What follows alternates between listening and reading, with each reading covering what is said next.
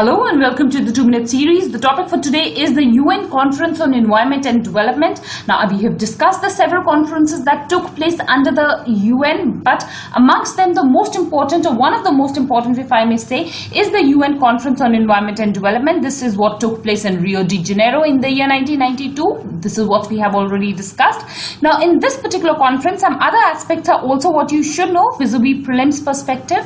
Now, first and foremost, you should know that this has other names also. That is, it is known as the Earth Summit. It was also known as the Rio Summit, the Rio Conference. So these are some alternative names for this one particular conference. Now, what is important here are the documents that were released after this conference. The first here was a declaration. This was the Rio Declaration. This was a declaration that comprised of 27 principles which were discussed and debated by all the other nations who participated in this particular conference. These principles were then decided upon for environmental conservation.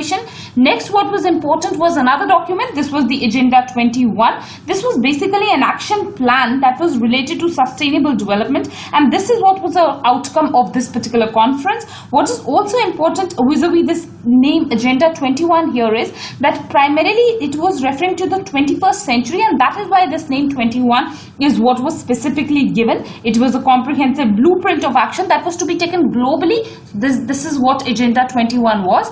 Next, there was a document on the forest principles. This was also not binding. There were 15 principles that were enumerated in this particular document about the conservation of forests. So these are the three major documents. Next, what was important were two legally binding agreements that were signed. One amongst them was the Convention on Biodiversity, which was known as the CBD, and the second was the United Nations Framework Convention on Climate Change, which is again one of the most important conventions on environment change. We will be discussing them separately, but in the scope of this video, you should know the names of these. So these are the major developments that did take place in the year 1992 under the United Nations Conference on Environment and Development. So that's about this particular topic, and that's our discussion for today. I thank you all for watching the video.